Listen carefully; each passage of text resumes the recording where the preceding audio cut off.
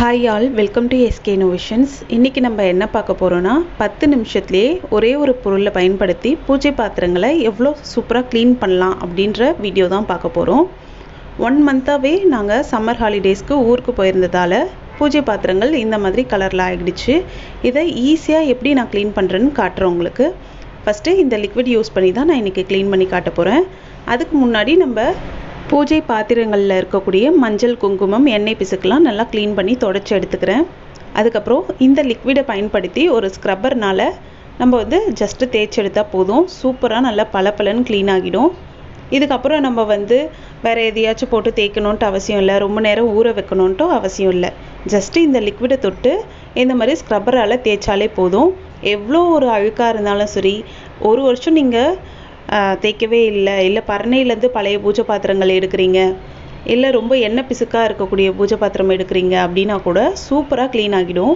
இந்த லிக்விடை நீங்கள் சிலையெல்லாம் வச்சுருக்கீங்க அப்படின்னா நீங்கள் இந்த லிக்விட் போட்டு க்ளீன் பண்ணி பாருங்கள். செம்ம சூப்பராக க்ளீன் ஆகும். ஈஸியாக நமக்கு க்ளீன் பண்ணி கொடுத்துடும். இப்போ பாருங்கள், நான் ஜஸ்ட்டு விரலில் தான் தொட்டு அப்ளை பண்ணுறேன். அதுக்கே எந்த அளவுக்கு க்ளீனாக இருக்குன்ட்டு. ஸ்க்ரப்பர் வச்சு தேய்க்கும் போது இன்னுமே நமக்கு ஷைனிங்காக இருக்கும். ஒருவேளை பூஜை பாத்திரங்களில் ஸ்க்ரப்பர்லாம் போட விருப்பம் இல்லாதவங்க தேங்காய் நார் அப்படி இல்லாட்டி கைகள்லேயே கூட நீங்கள் இந்த லிக்விடை தொட்டு தேய்ச்சி விட்டுக்கலாம். இதனால் எந்த ஒரு சைடு எஃபெக்டும் கிடையாது.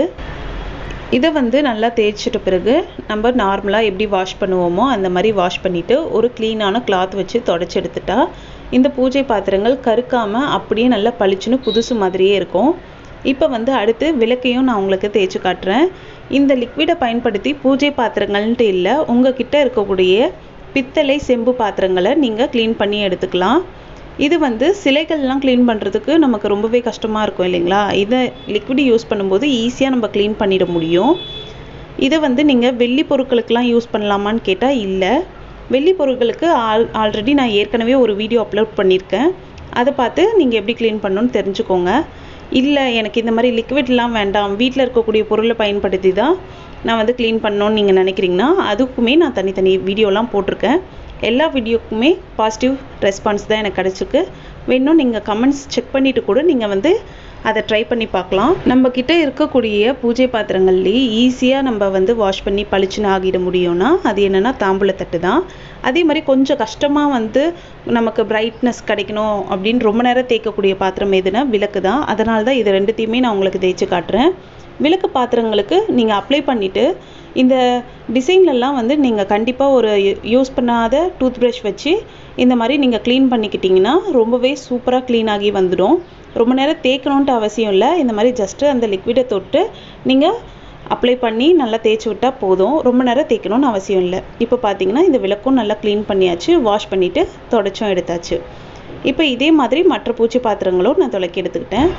அவ்வளோதான், பாருங்கள், மஞ்சள் குங்குமம்லாம் வச்சாச்சு. நல்ல புது பூஜை பாத்திரம் மாதிரி எவ்வளோ சூப்பராக ஷைனிங்காகவும் ப்ரைட்டாகவும் இருக்குன்னு பாருங்கள்.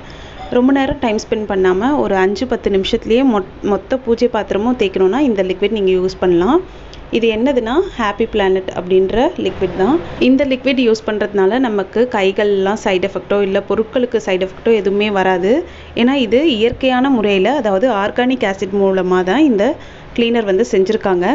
இது பார்த்திங்கன்னா யூஸ் பண்ணும்போது ஸ்க்ராச்சஸ் எதுவும் இருக்காது அப்படின்னு சொல்லியிருக்காங்க. இதை நம்ம வெண்கலம், பித்தளை, செம்பு இந்த பாத்திரங்களுக்கெல்லாம் யூஸ் பண்ணலாம்.